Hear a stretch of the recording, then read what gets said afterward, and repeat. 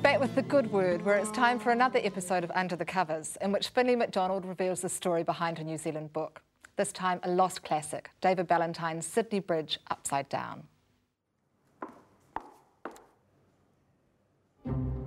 For every tale printed on pages and bound inside an alluring cover, there's another story. The story behind the book, how it started, struggled, what inspired it, who wrote it and why. To find out, we go under the covers.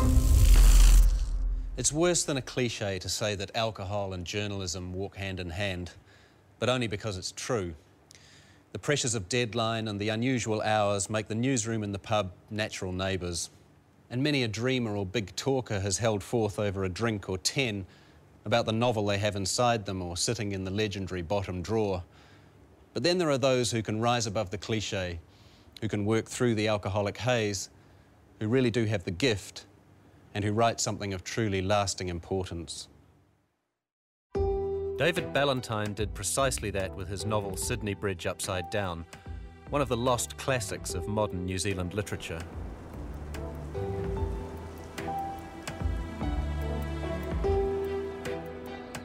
So to get a feel for the book, we came here to Hicks Bay on the east coast. Thinly disguised by Ballantyne as Calliope Bay, the backdrop to his gothic, erotic, disturbing and brilliantly realised novel. Well, the rain set in and the mist descended, not quite in keeping with the sunny setting of Sydney Bridge Upside Down. But then again, maybe it's fitting that we find ourselves in the right place at slightly the wrong time. Ballantyne's whole career as a novelist was a bit like that. Well, I knew David Ballantyne very well, and I admired him as a journalist, and I read everything he wrote. He wrote out of time, of course. Nobody appreciated him in his time. But I read Sydney Bridge Upside Down again recently, and I was absolutely bowled over by it. Anybody in the English-speaking world would get a kick out of it. But it's essentially a New Zealand novel, a great New Zealand novel.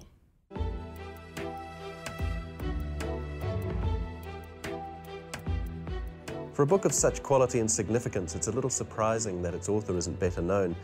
When we went looking for surviving footage of David Ballantyne, for instance, all that existed was this somewhat revealing snippet. I'd like to write a contemporary novel about the way we live now in New Zealand. There are lots of interesting things going on in this country, but when you think about the rewards for it, it just doesn't seem worthwhile. Meanwhile, one may get around to it eventually. There was an old man who lived on the edge of the world, and he had a horse called Sydney Bridge Upside Down. The edge of the world from that opening line of the novel is drawn straight from the author's own early life. This is Hicks Bay, where the young David Ballantyne spent several years of his childhood following his father's fortunes around Gisborne and the East Coast in the early 1930s. And the sway-backed horse that gives the book its title wanders through this landscape like an omen. It's one of the great New Zealand growing up novels. I think as a novel, it's more interesting in its language and more interesting in its handling of the point of view and its images than The God Boy, although The God Boy is an excellent, excellent novel. Sydney Bridge Upside Down is told through the eyes of young Harry Baird, a teenager living with his father and brother and missing his mother, who has disappeared to the city. He spends his days playing and fighting on the cliffs and beaches and amidst the ruins of the old meatworks, a menacing but irresistible playground drawn straight from the real Hicks Bay. It stands for a certain time in New Zealand life when that kind of town was a town, seemed to have a future. And the ruined meatworks would be all that was left of that. And that's why he could use it as a Gothic castle in the novel. Harry's attractive and precocious cousin Caroline arrives for the holidays, a young seductress playing different kinds of games altogether. Then the girl next door, moody Susan Prosser, is found dead in the old works. So too is the local butcher, a ladies' man with an eye for Caroline. For the increasingly agitated Harry, it's all too much, and he flees to the city in search of the mother he knows is never coming home.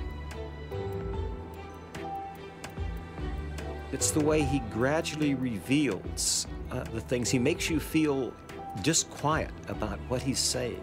and the way he's saying it, and you gradually realize those accidents that he's talking about, they weren't accidents.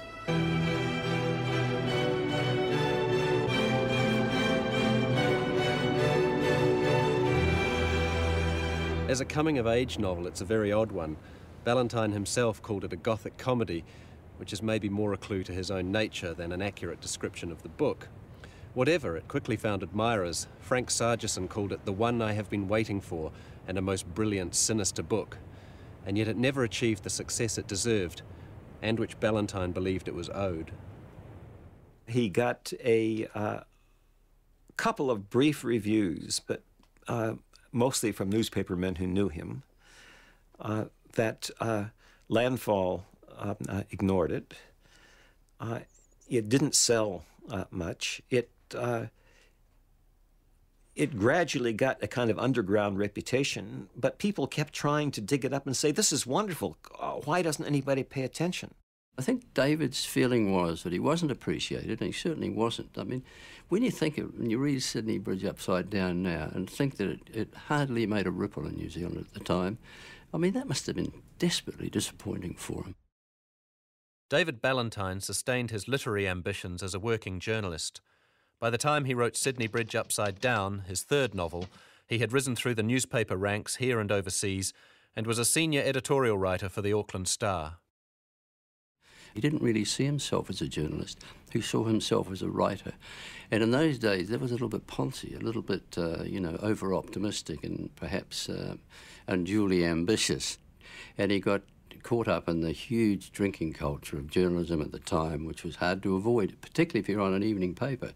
I mean, those guys started drinking at 2 o'clock in the afternoon and then went through till 6. And of course, after 67, they went through till 10. Amazingly, the drinking never really stopped him writing.